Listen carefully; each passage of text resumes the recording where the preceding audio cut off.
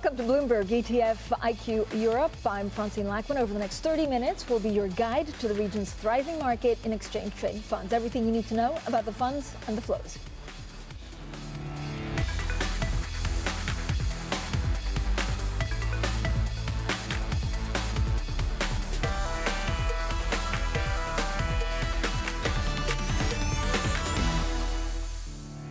Shot for markets as the UK becomes the first Western country to approve a COVID vaccine. We'll discuss what the news means for investors. The record month, European stock ETFs see inflows of more than 14 billion euros, putting them on course to overtake fixed income for the year. And ETF gold holdings drop back to their lowest since July, while Bitcoin continues to test highs. We'll ask if gold is losing its shine with investors. First up, though, let's take a look at which countries and sectors have been attracting the money. And our Danny Berger has the details. Hi, Danny. Hi, Francine. That's right. I've got FFLOGA up. So this is ETFs that track different regions in Europe, and it is absolutely dominated by UK tracking ETFs this month. Check out the main numbers. 303 net inflows, $303 million. That is 361 of that net inflow comes from the UK. And within those UK stocks that have seen massive inflows over the past week, the majority of that comes from a Vanguard FTSE 250 tracking ETF. So these are mid-cap UK companies. Quite the risky bet when you think about what's just developed recently between Barnier throwing cold water on the idea of a Brexit deal, a post-Brexit deal, saying three key issues still exist. You have the UK approving a COVID vaccine, one of the first Western countries to do it. So a bit of a push and a pull on the effect that might have for an ETF tracking this region. Now, both Italy and Germany saw $47 million worth of outflows in Italy, most of that coming from BTP bond tracking ETFs as well. Now, in between, you have kind of a hold still. This comes after record inflows in November, so perhaps it makes a sense there's some sense of taking a pause after all of those inflows came rushing into European stock ETFs. I should point out, though, this year, according to Lipper data, we're about to see a record number of closures of European ETFs. That doesn't say anything about the industry's total popularity, considering AUM has continued to rise, but still, it just shows how many products are out there and how many products may no longer be making a profit for these companies, Francine. Danny, thank you so much. Our Danny Berger there with some of the main flows. Now let's get straight to vaccines, a subject which drove global stocks to their best monthly gain in more than 30 years. The UK has become the first Western country to approve a COVID-19 vaccine, with its regulator clearing Pfizer and BioNTech shots ahead of decisions in the US and European Union. Well, let's speak to Sam Fazeli now from Bloomberg Intelligence, who, of course, covers the sector for us. Sam, is the main concern how you distribute it? And do we have enough centers and people to actually make sure people get vaccinated quickly so that we go back to normal, which would be supportive of stocks and markets? Yeah, hi, good morning, Francine. So I don't think that this has been something that, it seems like it's very fast, but the reason is that the process before was too slow, frankly. And I think that we do know now that there is a way forward in getting things done when we need to in terms of cutting red tape. And I still want to make sure that people do not forget that the process of developing the vaccine, it was the largest phase 3 trials vaccines have seen, at least the modern vaccines. And it's been based on science and a previous version of the vaccine for another coronavirus, the MERS virus, that was done over the past 10, 15 years. So when we say rushed, we have to assume that the regulators have worked together to make sure that nobody wants to put out an unsafe vaccine. So I'm confident they've done their job. Sam, are you confident that actually this will change healthcare forever? What this has taught us is with enough resources, with enough money behind it, and with regulators taking a close look, we can actually fight pandemics pretty quickly. I think we've certainly got ourselves a playbook here now with regards to what to do next time. And a key element of this is we need now to fund and finance serious research into most of the other viruses that we think are easily likely to be able to jump from animals to humans. And there are 30-odd coronaviruses, some of which we obviously know, MERS, SARS, and SARS-CoV-2. So that needs to be done. And I'm convinced that that will happen, whether it's the UK that does it, whether it's the US that does it, or the Europeans, or coordinated by whoever. It has to happen, and I'm pretty sure it will happen. Sam, how do you achieve herd immunity? So what percentage of the population do you need to immunize, vaccinate with COVID-19 to keep everyone safe? Yeah, so with this kind of level of efficacy, and given that in terms of like 90-95% that we've seen with Moderna and Pfizer-BioNTech, and given that X percent of the population, depending on which country and region, has already been infected, so therefore there should be some level of background immunity. I don't think you need to go past much more than 60-70% to get, at that level of efficacy, herd immunity. But please remember that at the end of the day, a lot of it depends on how durable the vaccine is, which then depends on whether the virus mutates around our vaccine. So that's something that will be a 2021 story. Thank you so much, Arsene Fazeli there from Bloomberg Intelligence. Now, coming up after global stocks' best month since 1988, European equity ETFs bagged more than 14 billion euros of inflows. We'll discuss a record November next. This is Bloomberg.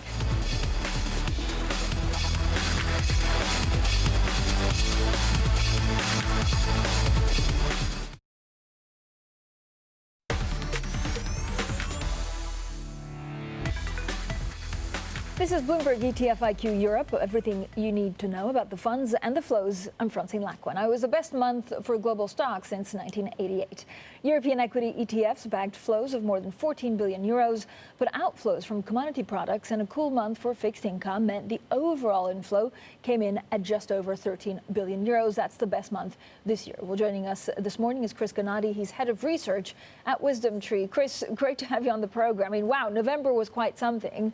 What are you expecting in the next quarter? It's pretty remarkable to see just how far we've come in, it's amazing to think it's only been a month. I mean, at the beginning of the month, we haven't even had the presidential election, and that process is ongoing and moving forward. We seem to know at least somewhat where we're heading. We don't know the answer in Georgia yet, but that's going to be an important factor. I know in the last segment, you were just talking about the vaccine news, the UK being the first of all major Western nations to approve a vaccine, but obviously the EU and the US are expected to follow suit there. So there's a lot of positivity that it feels like the market is able to react to and to price in. And we keep living sort of at or near these record highs on a numerous amounts of benchmark indices. Chris, has all of the good news already been priced in? Is there a danger that the markets got a bit ahead of themselves?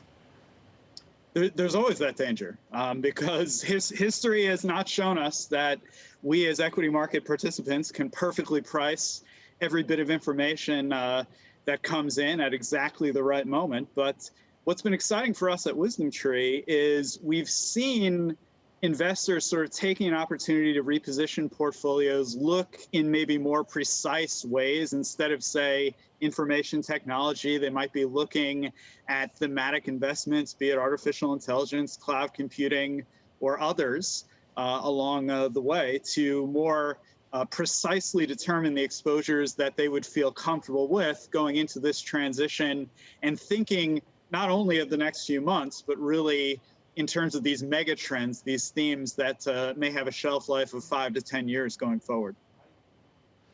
Chris, what does it actually do to, how much the ETF market will grow in Europe? So it's still pretty small compared to the rest of the world, certainly compared to what happens in the US. Do record highs in markets, mean that there's going to be expansion significantly of the ETF European market? ETFs really represent a great set of tools that people can use to ultimately express their different investment views. Usually what we've seen in the past, and it's not only equities where we see this, we see it in gold, we see it in fixed income. When you see a good performance backdrop and certain announcements or events, central bank activity, fiscal spending, all these types of things contribute to a certain overall underlying attitude. And it's those shifts in attitude where you see big turning points. So it feels like with the vaccine news and the idea that the U.S. policy and political picture is moving forward, it seems like people are saying, okay, it's time to increase risk in the portfolio. I might need less percentage in gold, more percentage in equities. And we tend to see an overarching shift away from maybe the higher fee, actively managed mutual fund-like structures towards the ETFs, because more and more you're seeing that you can get very similar exposures within the ETF toolkit. So do you see, I mean, is it like a technical level? At some point, when ETFs in Europe grow by this much, they'll grow exponentially, or do you think they'll just gradually grow because of what you've just explained very clearly? We think they would be more likely to gradually grow as a whole. And then within that gradual growth, from time to time, what will happen, like we're seeing something remarkable in the Bitcoin space right now. Now, the Bitcoin space, from an exchange traded product perspective, is around $2 billion. US dollars in total market cap in the exchange traded product space in Europe. So still very small. Just as a reference point, gold is around 85 or 90 billion US dollars. So Bitcoin is very small, but you see the massive price move, and suddenly all sorts of different ETPs within the European space, they're seeing exponential growth in the assets at this time due to the sentiment and the performance. But that's not to say that Bitcoin itself is what's going to propel the overall industry going forward. It's just, it's emblematic of how you see these big shifts within these singular asset classes from time to time. And Chris, I want to go back to Bitcoin and gold shortly. But if you look at some of the thematic ETFs demand, what will really push further in 2021? Is it sustainability, ESG? Is it something to do with healthcare? Maybe we need to revisit, instead of looking at some of the inflation forecast and things like that. Or is it something else you think that will power ahead? It's interesting to consider. I mean, it's very clear what's worked in 2020 have been technology-focused thematic investments that touch on software in various ways. Cloud computing, for example, is up basically 90% year to date. So in less than a year, during a global pandemic, you have a diversified investment strategy of 54 stocks up almost 100% year to date. It's crazy to consider that, but that's what we've just seen. Now, going forward, we know that the world is still focused on data and generating data, collecting data, regulating data. It's in the news every day. And things that focus on cybersecurity and privacy, we think are going to be very interesting, especially with potential for new regulations along all this continued collection of data. We see artificial intelligence as the toolkit that allows people to actually make sense of all the data, at least somewhat, that's being collected. And we do also see and sense, you mentioned it yourself, this renewed focus on the environment. At WisdomTree, one of the ways that we've been seeing people thinking about the environment is not about electric vehicles, where you have companies like NIO in China and Tesla in the US that have been crushing it this year, to put it bluntly. But you think and say, okay, does the world have the battery capacity that's needed if, in fact, electric vehicles are truly the wave of the future? And it's very true that we don't currently have enough battery capacity, and we think battery-focused ETFs in the thematic world could be very exciting as we look to 2021. Great, thanks so much. Chris Ganati there from WisdomTree stays with us. Now, coming up, as the shine comes off a year of strong gold inflows, we'll ask if Bitcoin could one day rival the yellow metal as a portfolio diversifier. I know it's pretty polarizing question, so we'll delve into that next. That's coming up, and this is Bloomberg.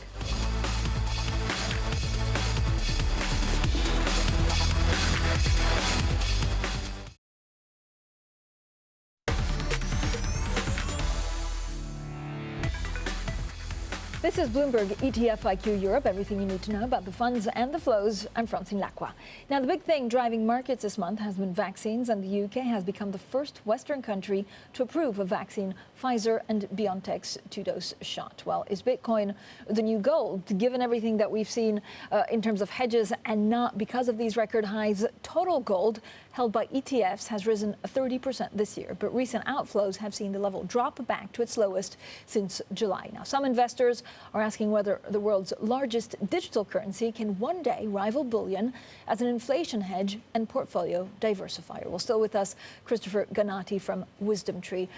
Chris, I know we were talking a bit about Bitcoin, but what exactly is Bitcoin today in 2020?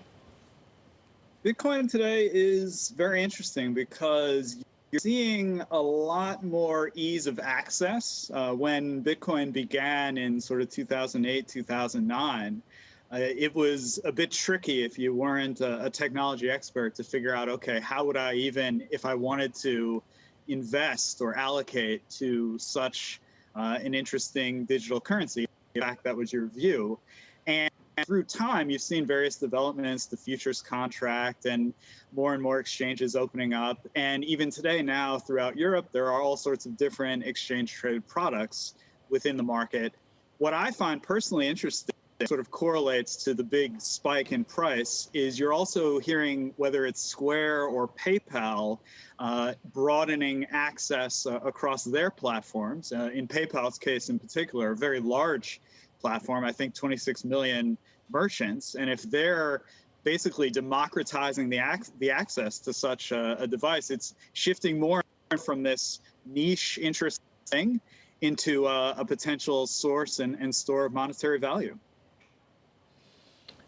Does it mean that it will ever become mainstream?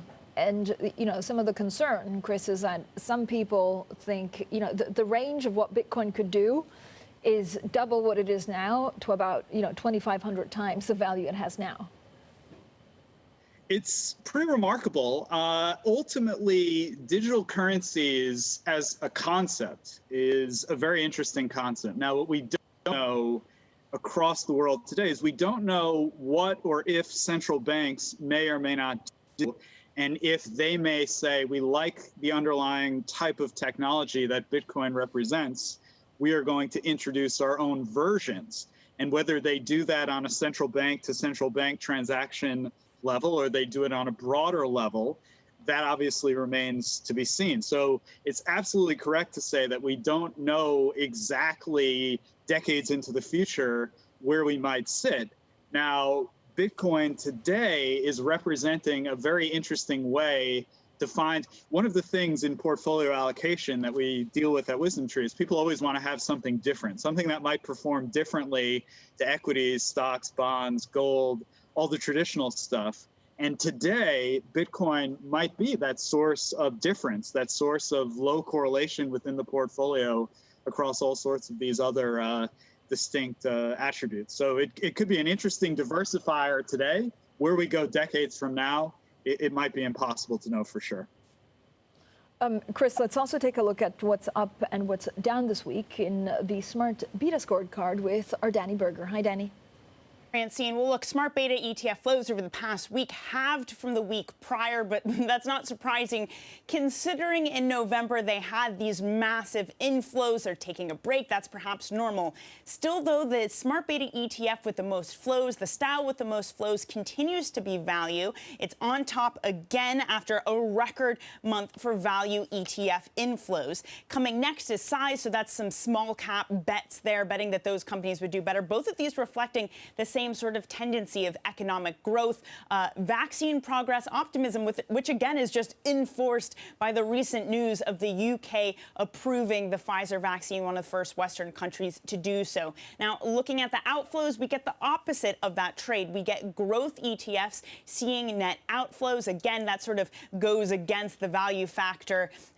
Growth had done very well, has a lot of tech companies in it, so that we saw investors pull money from. Multi-factor hits the top of the board in terms of outflows over the past week, more than $100 million pulled from it in European multi-factor. So these are ones that take multiple factors, they put them together in just one ETF. Perhaps this could be investors saying, I'd rather bet on singular factors. Maybe there's some timing there, but opting not to go with the sort of pre-packaged multi-factor type of strategy, Francine. Thank you so much, Danny Berger. Now let's get back to Chris. Chris, when you look at some of the things that Danny was just talking about, I mean, how quickly will it change from what the first week in December 2020 to what we'll see in 2021? It's notable, and exactly what Danny was describing. I noted value and size were of particular interest. And that's, if you go back through history, that's exactly what you should expect in the case of a sort of a cyclical acceleration, the market saying, okay, growth is going to accelerate, the economy is going to be doing better. It's exactly what you saw doing well in, say, April, May, June of 2009, where we were accelerating off the bottom in that great financial crisis that we remember 10 years ago. So what she was outlining is sort of one of the classic signals of an economic growth acceleration and how smart beta factors have been seen to respond back through history. Chris, how much volatility are you expecting? I mean, is there going to be the same question about liquidity and what that means to the ETF space in 2021? And how much volatility are you expecting from now until December, or until the end of the year? Because we are in December. I keep on forgetting, Chris, but we've made it, December 2020. We're almost there. I've heard on your program before the expression, the light at the end of the tunnel. And, you know, having this vaccine that's out there and publicized and starting to be used, that is truly that veritable light at the end of the tunnel that we can now see. And look, going from now to the end of the year, there can always be sources of volatility, those unknown unknowns, which may transpire. But I personally think we are in a phenomenal position because we got through the U.S., whatever we want to call it, presidential election there. And we have seen through the other side. The Biden administration is going through with the transition process. That was a very big thing. I know futures markets through the summer were pricing in October and November, increased volatility leading up to this, what was seen as a very contentious election. So just putting that behind us is a big deal. Having the vaccine is a big deal. And we'll basically see as the holiday season progresses whether people spending their money online is good enough. Chris, thank you so much for the fun half an hour. Chris Ganati there, Head of Research at Wisdom Tree. That's it for Bloomberg ETF IQ Europe this week. We'll be back next Wednesday.